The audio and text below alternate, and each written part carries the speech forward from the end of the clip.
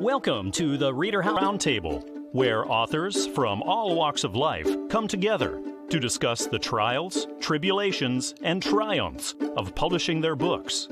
I'm your host, Corey Graham.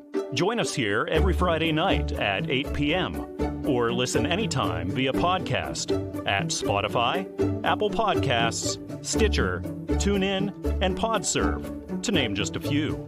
The Author Roundtable is sponsored by ReaderHouse Online Bookstore, where the independent new authors come first. Faith, family, and freedom are just some of the themes explored in the new book written by S.I. McDonald. It's titled The Atavis Effect, Rika's Run.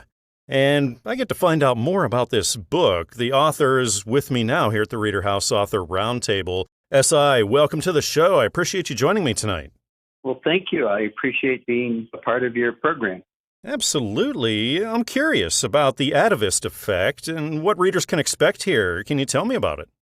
Oh, it's epic is the word that comes to mind. It's a book that's actually part of a series that I've been working on for 20 years, actually. And what readers can expect is a multi-generational set of characters, all told from the third person. And I carry out several story arcs to explore the theme of faith, family, and freedom. And what sorts of readers do you think would be really into this in this whole series? That's a good question. I tried to write and appeal to a broad audience, which is a challenge. And I was hoping that it would be a mix of things where a family could read a book together. A young adult would find characters that they would identify with, but any adult reading fiction would enjoy it, and children would find some amazing adventures in these pages and have a great opportunity to have conversations with their family as a result of the story.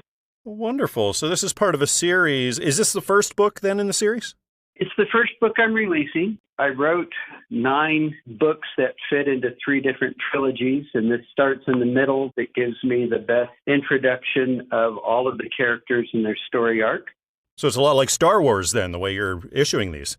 You know, I knew that that was a comparison that would come up at some point, but there really were solid plot reasons to start there. But yes, that is a comparison I'm pretty sure I'll be lucky to endure if people actually read it and make that comparison.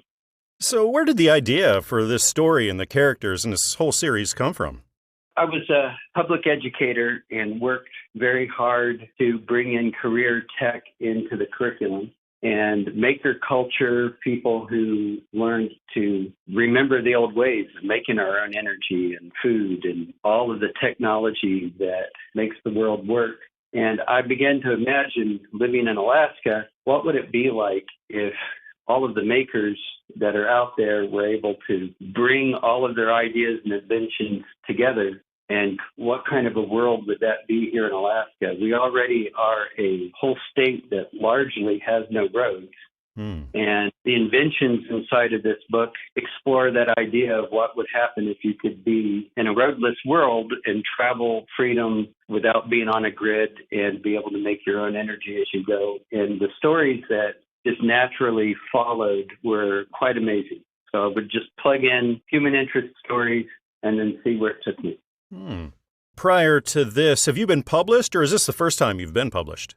This is my first published work in fiction. I've done a lot of academic, nonfiction things within my profession, more articles and journal-type writing. This is my first fiction writing. So how long did it take you to write this and put through that publishing process? The writing was the easy part. The getting it through a full publishing process, the editing. I worked with an Inupiaq language consultant editor and worked with a lot of research to get this right. So it probably took me 2 years to get this particular book together before I could go to publishing. And then once you finally got that first copy in, your first physical copy, you got to hold the atavist effect for the first time. What was that like for you? Pretty validating, yet at the same time, a little anticlimactic, because as it showed up in its box, what stared back at me was the amount of work I have in front of me to take this thing forward, to get it out, to get people to even know it exists. Well, I think there are going to be a lot of people who are into this book and going to be into the whole series. Again, this is titled The Atavist Effect, Rika's Run. It's written by S.I. McDonald and published by Covenant Books, so it's available everywhere, like Amazon and Barnes & Noble and iTunes, and also down the street at your local bookshop. S.I., it's been really nice talking with you tonight and finding out all about this book and the series. Thanks again for joining me. You're welcome. Thank you. Author Don Harreld's new book is a heartfelt journey spanning generations. It's titled Soapy, Enlightening Tale of My Life. And I get to talk all about this book right now here at the ReaderHouse Author Roundtable. The author, Don, is with me. Don, welcome to the show. Thanks for being here. Thank you. Thanks for inviting me. Absolutely. I'm curious about Soapy, Don. Can you tell me about the book? What have you written about here? Yes, what it is, it's my autobiography. My children and grandchildren encouraged me to put down all the many things I've done in my life and share them with future generations. So that's what I ended up doing. And tell me about Soapy. I take it that's your nickname. That was my nickname in high school. And the way it came about was when I grew up, we did not have a shower. We just had a bathtub. And my favorite thing was to get in the tub with a lot of soap suds. Well, when I turned 16 and my buddies turned 16 and we started driving, they would come to pick me up to take me out to some event. And my mom was just say, oh, get in the bathroom and shush him out of there. They'd come in and they saw me in the bathtub with soap suds. And that's how I got my nickname. I love it. Don, what inspired you to write your autobiography and tell your story to the world? Well, it really was my children and grandchildren. Through the years, they would ask me about certain things, what I did and why I did it and so forth. So I really started thinking about it. And 4 years ago when COVID hit the United States, everything shut down. That's a perfect time. So I really devoted full time to writing and going all the way back to the day I was born. And I went all the way up to my 80th birthday. What kind of experience do you have in writing and publishing and all of that, Don? Have you done this kind of thing before? I'm a graduate engineer. I have an MBA. I've written a lot of reports in my career, but I've not written anything like this. So this was a whole new experience. I found it interesting because, again, I went all the way back to the day I was born. I remember the name of my first girlfriend, grade school, and all the way through school, college, and some of the things I did. When I was 14 years old, I bought a Model A Ford, tore it apart, and built a hot rod at the age of 14. I love it. Shortly after that, with the family, we bought 12 acres, cleared it, designed our own miniature golf course, and we built it in my hometown. And the reason we built that was to make money so that all four of us, I have two brothers and a sister, we could pay for our college. And once you sat down and you started writing your story, Don, clear up through when it was published and out there in stores, how long of a process was this for you? Well, to write the original manuscript took the better part of 9 or 10 months. I took it over to a local Staples store and had it put in book form. And through that process, some of my friends read it and they said, you might contact a publishing company. So I did. I contacted the Christian Faith Publishing Company, and their committee reviewed the manuscript and said, yes, we will print the book. It will sell. But I had to make changes. I had over 240 photographs in the original book, and they said the price of a book today is based on the number of photographs. You have to get it below 100. Well, that was easy for me to do because a lot of the photographs wouldn't mean anything to people that don't know me or know the family. And so I quickly weeded them out. I got it down to 80, but I then rewrote the entire book because, again, I had written it for my children and grandchildren. So some of the places I had to explain and clarify so that people, again, that don't know me would understand. And lo and behold, when we got ready to go, the publishing company says, you do have the original photographs on a computer. I said, no, I have them in 5 boxes in the garage. So I went out to the garage, I dug them all out, and I had to take them over to, I think it was Staples store, and put them in a Snapjack or whatever they call that computer thing so I could send that to them. And that's how I got it published. I think a lot of people are really going to love this book. Again, the title is Soapy, Enlightening Tale of My Life. It's written by Don Harreld and published by Christian Faith Publishing, so you can find it at Amazon and Barnes & Noble and iTunes and also traditional brick-and-mortar stores. Don, thanks so much for coming on the show and telling me about your life and about this book. I had a nice time talking tonight. Well, thank you for helping me, Corey, to promote the book. I do appreciate it.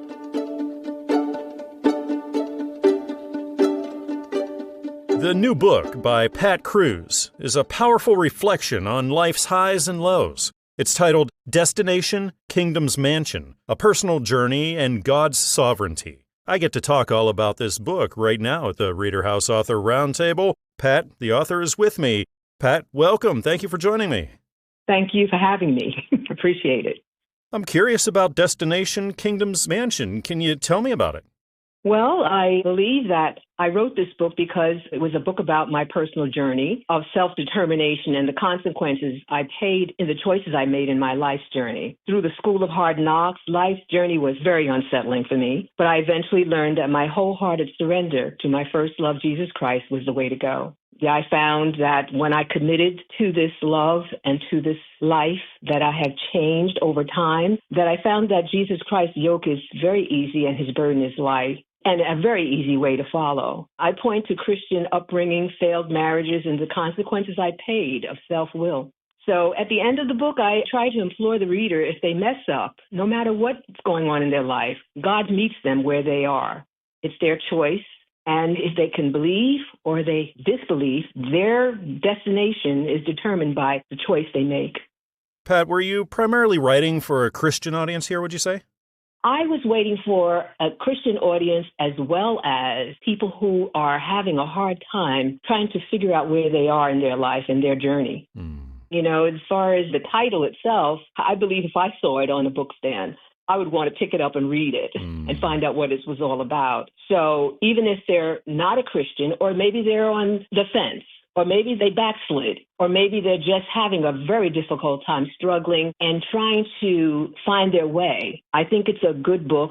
And I believe that people who are Christians or who are not, like I said, would want to read this book, and I believe they would get something from it.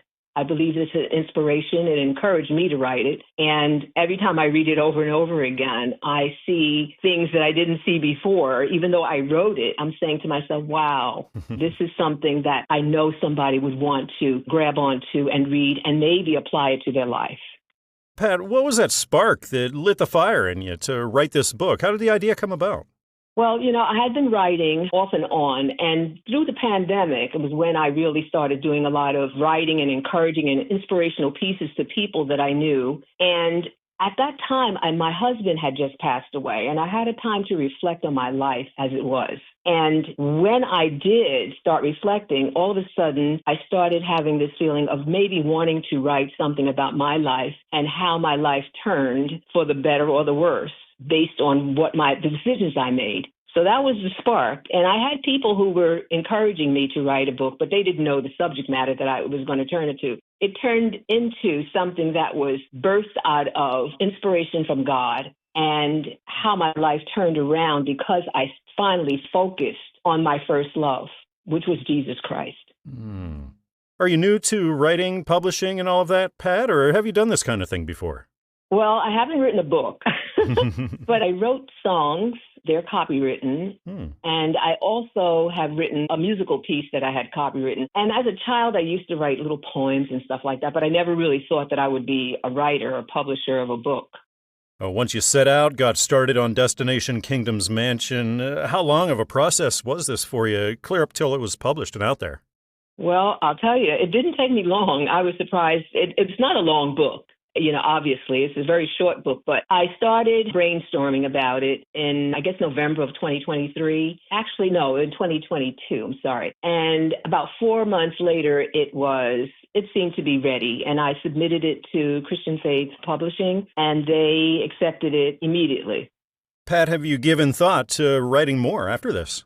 I'm thinking about it, and I'm not sure what subject matter it's going to be, but it'll probably always end up being inspirational, you know, with the Spirit of the Lord in it. I have thoughts about maybe things that have happened in my life again, but health issues that I've gotten through. And that would be something that would be helpful to other people who are going through their own health issues and how they can depend on God to get them through it.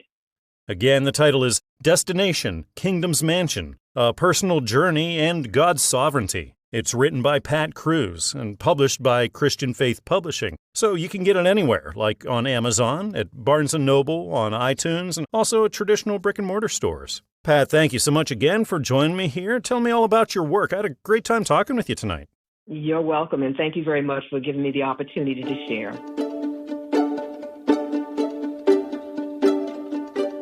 Sitting down with me now here at the ReaderHouse Author Roundtable, I'm really happy to be talking with author M.A. Cummings. Mike, welcome to the show. Thanks for being here with me tonight. Thanks, Corey. It's good to be here. It's good to be talking with you, and I just wanted to say congratulations. Got a new book on the shelves right now. It's titled America the Grammar. Improve your communication in any situation. Mike, can you tell me about this? You bet.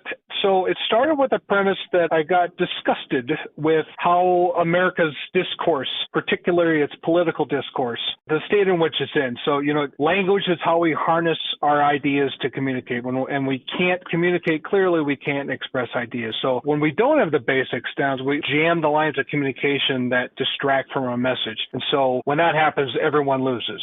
So I'll give an example. If I don't know the difference in how to use I, me, and myself, that may seem small, but if I'm repeatedly making that mistake with you, then I'm taking away from the message. And so my view is I want people to learn the basics and get a renewed focus, not just on grammar, but communication fundamentals. And I believe we will then regain our ability to express our ideas and improve that public discourse. Mike, did you have a specific reading audience in mind when you were writing this, or is this for a general, broad audience? I did. Primary audience is grades 7 through 12, whether in the public school system or homeschoolers. I'm really interested in the homeschoolers because of my examples that I use in the book. But I have a secondary audience, and it really is anyone who could just use a refresher. Now, when it comes to writing and publishing and everything like that, Mike, are you experienced in this, or is this your first time at it?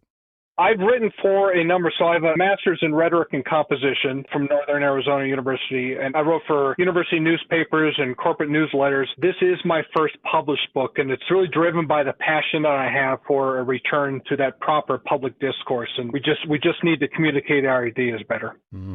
And once you set out on this journey and started work on this book, Mike, how long of a process are we talking about here, clear up until it was published? Well, start to finish, when I sat down, got my butt in the chair, it was about a year, but I'd been kind of thinking about it, rolling over in my head for a few years. Then, after all that time and work that you put into it, you get your first copy in finally, and you get to hold America the Grammar in your hands for the first time. There's a book with your name on the cover, Mike. What was that like for you? It was fantastic. It really cemented, okay, this is the message I want to convey. I've got a number of different books in my head that need to get out, but really holding it for the first time, seeing your name in print, pretty special moment. And when it comes to the publishing end of things, there's a lot involved there. Mike, what did you find the most challenging part of that for you? Really getting the message out, that's just the beginning. And I think my advice to a writer is just get it on paper. You can mold it, shape it, cut it, refine it, however you want. The hardest part really is when you finally get that hit send button and submit it. That's really when the work begins. And to get your message out, that's the most important part. Is you can write the greatest book in the world, but if no one knows about it, it's really kind of half the battle. So you really got to work on the marketing end of it too. Absolutely. And now that you're a published author, Mike, what's the most rewarding aspect of that for you? Hands down, it's the reward of when I've seen in reviews and people have reached out to me is saying how much they benefited from it. That is its greatest reward. What are the chances that we're going to see another from you here in the future, do you think?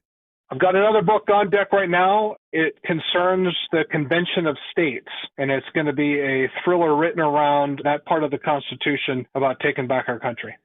Oh, a lot of us authors, we get into a sort of routine how we like to write. A lot of us might be early morning writers or late night writers, but then some of us, we just write whenever we can find that time or we feel the inspiration. Mike, what kind of a writer are you? I'm a write whenever I can. All of us, whether you have kids or you're just starting out, we all have obligations in our life that are outside of the writing process. But you have to love it enough to say, this needs to be done. And then you have to have a system in place. Knock out a page a day, half page a day. In a year, you'll have a book. It really is that simple, but you got to have that discipline. Well, this is truly an important book, and I think a lot of people are going to benefit from this. Again, it's titled America the Grammar. Improve your communication in any situation. It's written by M.A. Cummings and published by Christian Faith Publishing, so it's available everywhere, like Amazon or Barnes & Noble or iTunes, and also traditional brick-and-mortar stores. Mike, it's been really great talking with you here tonight. Thanks so much for coming on the show. Corey, really appreciate the time. Good to talk to you. The audiobook edition of author J.E. McCarthy's book, The Red Road, Book 1 of the McGinn family saga, has just been released. We're going to talk all about it here right now at the ReaderHouse Author Roundtable. I'm really happy that the author, John, is with me now. John, welcome to the show. Thank you so much for joining me tonight. Well, thank you for having me. Absolutely. I'm curious to find out about The Red Road, John. Can you tell me what readers will find here? Well, this is a story that's actually based on a true story that I learned from my grandmother as a young man growing up in Maine.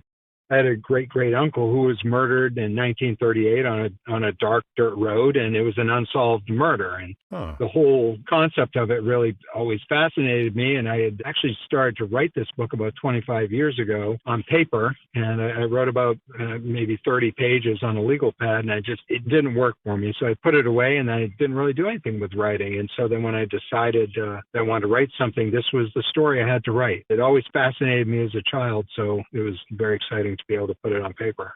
It is fascinating. What sorts of readers do you think would be fascinated by this as well? This is historical fiction. So, I mean, the part that's true is that my Uncle Jim was killed on a dirt road. Everything beyond that is fiction. His family, though, he was one of 17 kids. Wow. In the books, there's 12, so it's a large family. And true to the story here is that his dad died when the youngest child was just an infant.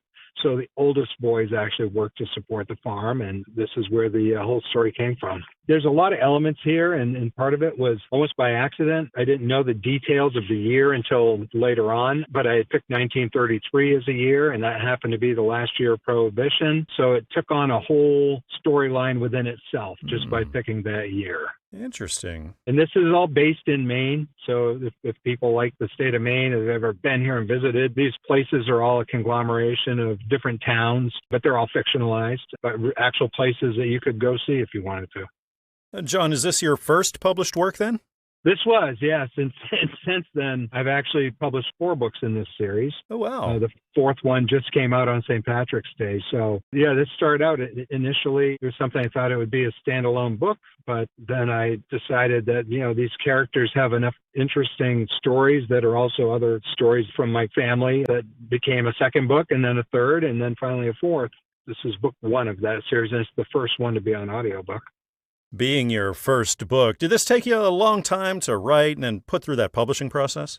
What's interesting is I wrote it in about 30 days, the first draft. But then, of course, the editing process, the publishing process, that's what actually took the longest amount of time. So, yeah, that publishing process, there's just so much involved there. John, what did you find the most challenging part of that for you? Well, honestly, it's probably the editing. It takes a long time, and it is fairly expensive. I do have software that helps out with a lot of it, but there's no substitute for a human eye on your story. And I think also it's kind of funny when you send a piece of work to an editor and they come back and say, like, yeah, I don't care for that part of the story. You have to have thick skin about it and say, okay, I understand what they're trying to tell me here. Because it would be easy to be offended by it, like, what, this is a great story. But, so that's probably the hardest part of it. Once you start, though, as far as now with the process, as far as formatting software and other things, so I can actually, and I work with the same cover producer for every book. And so now it's a pretty routine process. So it's really about trying to get a good story with good characters. That day finally comes for you, John, and you open up your mailbox and finally your first copy is in. You get to hold it. What's that moment like? It's something very special. It's a super feeling because, I feel like someday I'll be gone, but, these books will still be here and people will read this someday. And it's a legacy, I guess, that you will leave. But it is a lot of fun to take a look at your cover and you open the book and I do author events and get to sign the book and speak to readers, particularly ones that have already read the first few books. It's always very exciting to be able to talk with them about what's coming up next. Well, I think readers and audiobook listeners are really going to be into this and the entire series. Again, this one's titled The Red Road, Book 1 of the McGinn family saga. This is written by J.E. McCarthy and published by the Audiobook Network, so you can pick it up everywhere that you usually go to get your audiobooks, like on Audible or iTunes or Amazon. But John, it's been great talking with you here tonight. This is a fascinating story. Thanks so much for telling me all about it. Absolute pleasure. Thank you so much. I appreciate your time.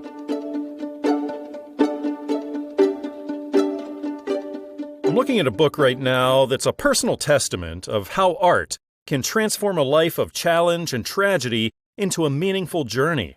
It's titled The Power of Art, An Artist's Search for Meaning Through Difficult Times. This is a book written by Alexander J. Koleszar, and I get to talk all about this right now at the show. The author, Alex, is here with me. Alex, welcome. Thank you so much for joining me. Well, thank you for having me. Absolutely. I'm very curious about the power of art and what you've written here, Alex. Can you tell me all about it? Sure. It's about the creative process and the myriad of life's obstacles that are often put in front of us when we try to embrace our creative side.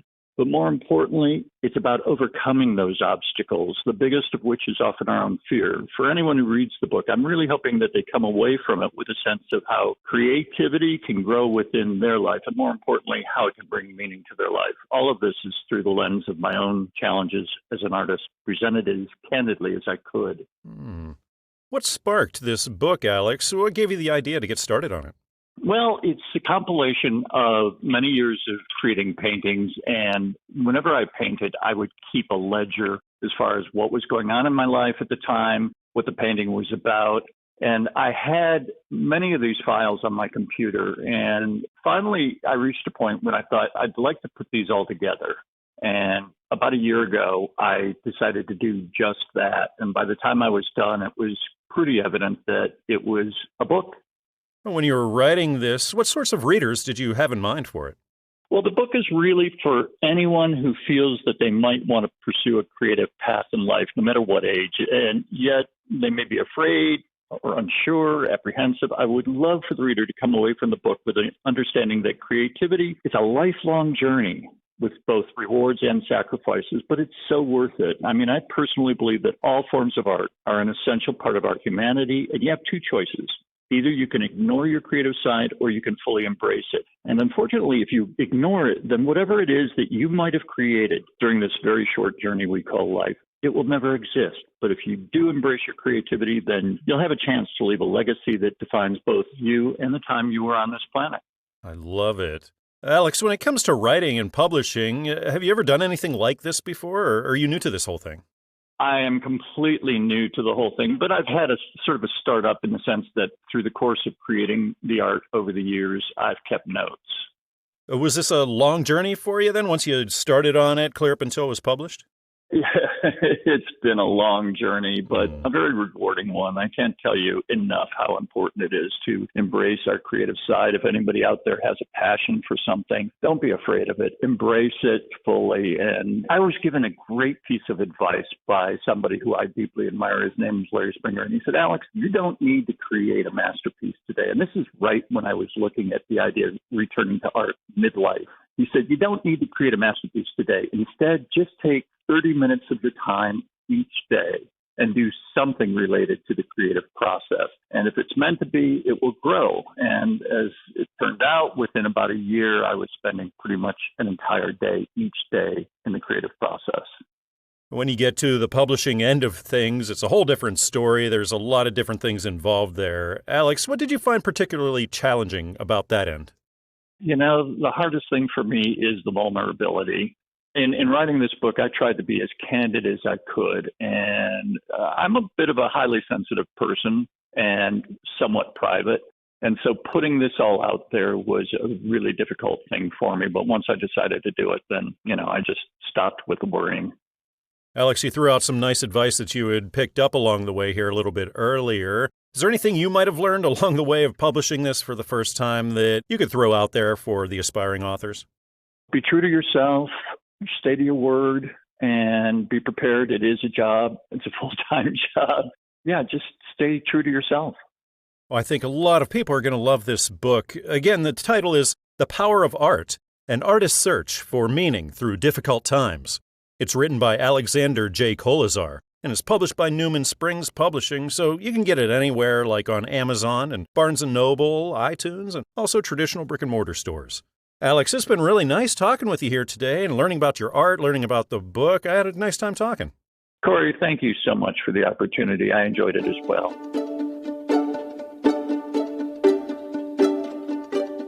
The Many Faces of a Military Spouse, a memoir.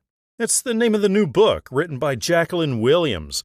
And I get to find out all about it here today at the ReaderHouse Author Roundtable. Jacqueline is here with me. Jacqueline, welcome to the show. Thank you for being here tonight.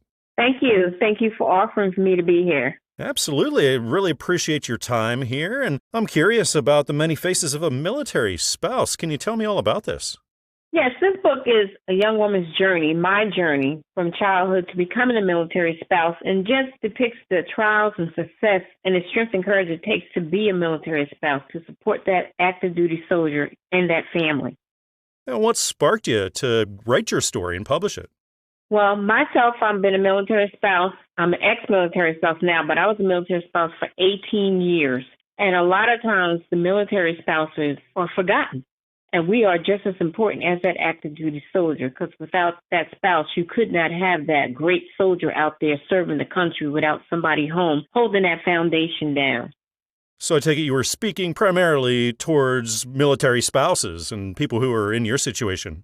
Yes, military spouses, people who are in my situation, anybody who's looking to maybe marry somebody who's active duty or somebody who's currently married to a military spouse. I want them also to remember never to forget yourself. Because, we could sometimes forget our own dreams and goals while we're supporting that military spouse and focusing on our family. Jacqueline, what does your writing background look like? Have you done much of this in the past?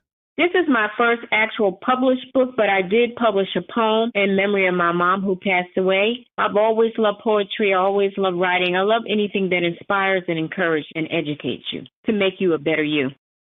Being your first book, Jacqueline, did this take you a long time to write and then put through that publishing process?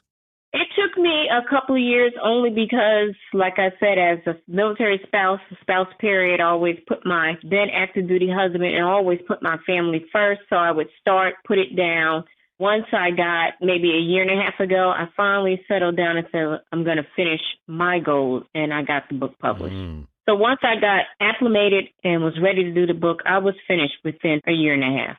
There's an awful lot involved in the publishing end of things. Jacqueline, what did you find the most challenging part of that for you? For me, the most challenging was really finding a good, reputable publishing company that I feel that was going to do me justice and really help me promote my book. Because, like you said, this is challenging. I'm a new author, so I don't know all the ins and outs.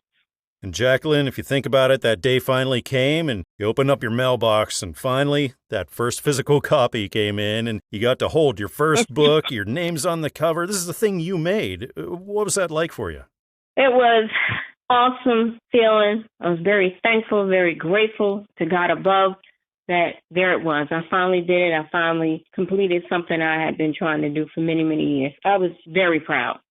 And now that you are a published author, what do you find to be the most rewarding aspect of that for you? The most rewarding for me is people that I have known have read it and would come and talk to me and make comments and really enjoyed the book and really took something away from the book. I want people to take something away from the book. What are the chances we might see another from you here in the future? Well, I'm hoping to have another book out within the next 2 years. So, yeah. Fantastic. I will be continuing to publish it, yes. And so many of us authors, it happens to us. It's writer's block when you really want to write, but those words just aren't there. Is that something you had to deal with, Jacqueline? Yes, in the beginning, you know you want to write something, you know what you want to say, but you're trying to find the right words. But I usually jot down a lot of things, and then I meditate a lot, and eventually I'll get to where I need to be. I don't rush it because, it takes time to build something that's going to be something that you want to be proud of. Do you have any advice now that you could throw out there to the aspiring authors who are listening right now? I would tell them to hold fast, stay steady, and just keep going at it until you get it done. If you truly want to complete that book, you'll get it done. Again, the title of it is The Many Faces of a Military Spouse, a memoir. It's written by Jacqueline Williams and is published by Newman Springs Publishing, so of course you can find it everywhere, like on Amazon and Barnes & Noble, iTunes, and also traditional brick-and-mortar stores. But Jacqueline, it's been so nice talking with you tonight and finding out about your story and about this book. Thanks for being here. Thank you, and I'm so happy I could be here, and I just hope everybody buys the book, and I hope they really enjoy it and get inspired by it. The new book by author Dan Diasio is a gripping drama. It's titled Of Hearts and Dreams. And I'm going to find out all about this. The author, Dan, is with me now here at the ReaderHouse Author Roundtable. Dan, welcome to the show. I appreciate you being here with me tonight. Oh, thank you for having me. I appreciate it very much. I appreciate your being here, and I'm curious about Of Hearts and Dreams. Dan, can you tell me about what you've written? It's really a story about my family. Started out in Italy and transferred to the next generation in America. And it's about Gabriella. She's a young single parent who's surrounded by my real-life family, truly a blend of strife, endurance, and passion. Her heartwarming home life contrasts with a battling business life and a challenging love affair with Dax, her suave, handsome South American boss who has deep secrets of his own. That's roughly what it's about. It's a very heartwarming story, and I'm proud of it. Dan, what sorts of readers were you writing for here? Well, mostly single parents, but it's good for everybody. It's been a good read. Everybody that's read it loved it. It's been rated A+, so can't be too bad. Wonderful. So, Dan, how did the idea for this book come about? What sparked you to write it? Well, my family. I've written many books. This is my 5th book. And this one's about my family. It's just something that stuck with me. I started it a long time ago, probably 40 years ago, and just released it now. Twerking every year or so, a little bit here, a little bit there, and just writing it the way I like to write. I've been writing everything all my life. I've written 36 songs and published with Paramount when I was 75 years old. I've been a writer all my life. Everything I've done has always consisted of writing. So this is not new to me, but I like the work I've done. In fact, I just reread it now. It seems like I'm reading somebody else's work. I had forgotten that I wrote it, and I think it's pretty good. Well, there's the writing, but then there's the publishing process that you got to go through, the editing and everything like that. Dan, what do you find the most challenging part of that? Waiting. It's terrible waiting. I've still got one that was supposed to be finished last September. Still working on it. It hasn't gone to the publisher yet. That's my autobiography. It's called I Led 4 Lives. Look for it. It's a good book. But Hearts and Dreams is one of my favorites because it's about my family, and it's a good read. And after all that waiting, all the work that you put into these books, Dan, what's it like when you get that first copy in and you get to hold your book for that first time? Oh, it's exhilarating. I love it. Each time I do it, no matter how good or how bad the book is, it's still exhilarating to see your work published in print and have it in hand. It's uplifting to me, and it just encourages me to do more. I'm working on my next book now already. Fantastic. Being a published author, Dan, what's the most rewarding aspect about that for you? Having other people enjoy it as much as I do. It's gratifying to have somebody say, "Oh, I love your book." That's a reward enough for me. Monetary thing goes along with it, but it's the personal thing I like the best. Dan, it hits us authors every once in a while, and that's writer's block. Is that something you had to deal with? Well, not too much. I have a different way of working maybe than other people. I make an outline of what I want to write and fill in the blanks. I make my mind like a screen and do the movie picture, and record all of that in writing, and I'll go back and fill in the blanks. That's the way I work, and it seems to be good for me. Now, Dan, you've done an awful lot of writing and publishing here. Now, do you have any advice that you could offer to the authors who are listening or just starting out? Stick to it. Don't give up. Just keep going. That's my offer. Yeah, that's good advice. I think a lot of readers are really going to be into this book, and I encourage those listening to check it out for sure. I certainly hope so. They won't be disappointed, I guarantee you that. Again, the title of this is Of Hearts and Dreams. It's written by Dan Diasio and is published by Hawes & Jenkins Publishing, so it's available anywhere like Amazon and Barnes & Noble and iTunes and also traditional brick-and-mortar stores. That's right. Dan, it's been really nice chatting with you here tonight and learning all about your work. Thanks again for being here with me. Thank you for having me. I appreciate it very much. More than you know.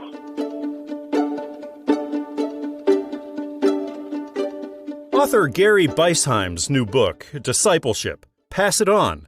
It's a resource for spiritual insight and encouragement. And I get to find out more about it. The author, Gary, is here with me now. Gary, welcome to the show. Thanks for being here. Thanks, Corey. I'm glad to be here. I really appreciate your time. I'm curious about discipleship. Pass it on. Gary, can you tell me about it?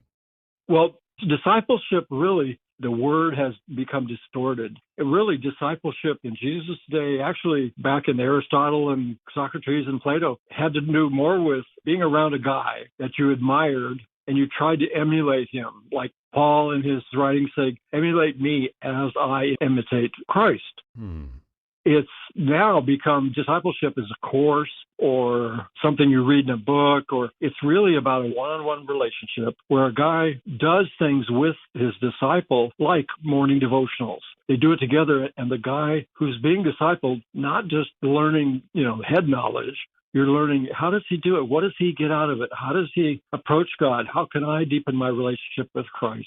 And you do things like prayer. I go through a list of things that you can do with the guy, probably Bible study and prayer. How does he approach God? Does he just run in there and tell him what I want? Or a lot of times now we have new Christians coming to Christ and they're said, hey, you pray this prayer and we'll send you a Bible and then good luck. That's not how you really grow in a relationship to Christ. You just want to learn how to deepen your own relationship. So that's kind of what it's about. Can you think about what sparked this idea and what made you say, hey, I got to get started on this thing? Well, about 50 years ago, a guy discipled me. He came, actually knocked on my door, invited me to do a Bible study, and we started up a kind of a relationship. It was in the Air Force. We'd go out by the lake near Laredo, and we'd have morning quiet times, maybe once a week or a couple times. We'd pray together. We did Bible studies together. I learned how he deepened his relationship with God. And so that's what sparked it. And then over the years, different mentors have encouraged me I've seen things in them that I want to emulate. Humility and honesty and servant attitude and things that, like my current mentor. I call them mentors. That's kind of their coaching now is kind of the word that is used, but he's discipling me. So that's what sparked it. When it comes to writing, publishing, everything like that, Gary, are you new to this or have you done it before? This is new. My wife and I, back in 1990s, wrote a book called How to Eat an Elephant. It was about time management, but we did it basically on floppy drives and things.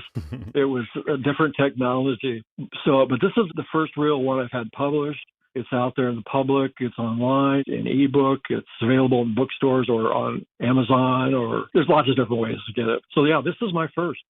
How long did this take you? Was this a long journey for you, being your first one? My writing started about 20 years ago. About 2 to 3 years ago, I really collected them all and started putting together different frameworks for this. And every time I sat down to write the book, I would ask God, say, God, open my eyes and open my ears that I might hear you. So I tried to put that into the writing. What am I hearing from God about how to teach guys and help them to be alongside them when they fall down or they have a problem with their marriage, or you need somebody like that. Like Ecclesiastes 4:10 says that if you pity the man who doesn't have anybody to help him up when he falls. So it's that kind of attitude just promoted my thinking. So that's kind of how it developed. About 20 years of writings, 2 years of collecting, and then I worked through a publishing house, Christian Faith Publishing. They really edited the thing. Thousands and thousands of edits. Not, individual edits like corrections and things. But this is my first, and that's kind of how it came to be. Yeah, a lot of new authors are often surprised by how much is involved in the publishing process, how many hoops you got to jump through. Gary, what did you find the most challenging part of that for you? Putting it together in a format, it's what God told me to write. But if I wrote it, I would have organized it differently. The challenging part was putting different aspects together kind of in an order that made sense. And it went probably through 4 or 5 different outlines before I finally got this one. Again, the title is Discipleship, Pass It On. Again, it's written by Gary Beisheim and published by Christian Faith Publishing. So you can find it at Amazon, Barnes & Noble, iTunes, and also traditional brick-and-mortar stores. Gary, it's been great speaking with you here tonight, finding out about discipleship and everything you're doing. Thanks for being here again. Thank you, Corey. Glad to talk to you.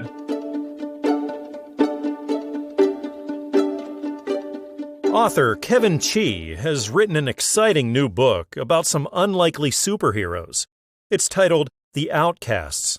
And I get to find out all about it right now here at the ReaderHouse Author Roundtable. The author, Kevin, is with me. Kevin, welcome to the show. Thank you so much for being here tonight.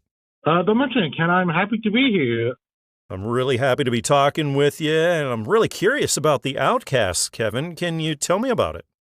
Sure. It describes the adventures of 4 unlikely superheroes. They not only try to live together, but also work together to try and defend the city. I call them the Outcasts because their powers don't typically go together with who they are in general. One is a knight in shining armor with super speed. Another member is a female fighter pilot, but she's an ultra and she had telekinesis powers. And a third member is a wood elf with engineering skills. What sorts of readers did you have in mind for this, Kevin?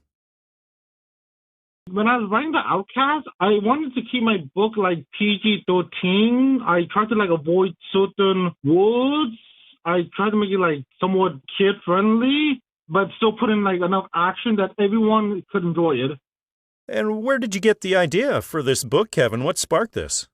Honestly, I just always loved superheroes when I was a little kid, and I always wanted to create my own superheroes just to see what kind of person they would become, to see the adventures they would go on. And I got the idea for The Outcast when I was playing video games with my siblings.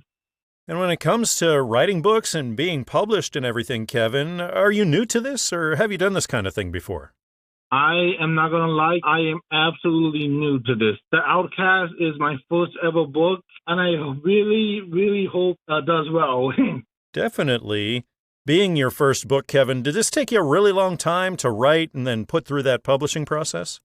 Yeah, actually, it took me 2 years to finish the book, and it took a little over 6 months before the whole publishing process was completed.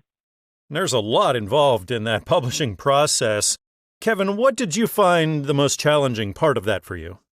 It was just waiting for the book to be published. I had to wait month after month after month, and I kept wondering how everything was going.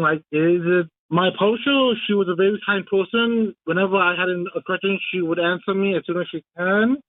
Oh, after all that time, after all that waiting and the hard work that you put into this, Kevin, finally that day came and you got your first copy of The Outcast and you finally got to hold your first book. What was that like for you?